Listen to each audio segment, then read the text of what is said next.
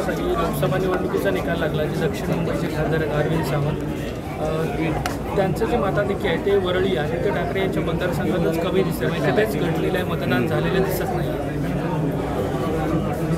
ते निवडून आले हा त्यांच्यासाठी एक जॅकपॉट आहे. समीकरणं बदलली वगैरे वगैरे ठीक आहे, ते कसे निवडून आले आम्हालाही माहिती आहे. आणि आदित्य ठाकरे हा काय वरळीचा कॅन्डिडेट नव्हता. पहिलं वडिलांनी 2 आमदार निर्माण केले, सचिन अहिर आणि शिंदे, सेफ केली सीट आणि नंतर आदित्य ठाकरे निवडून आले.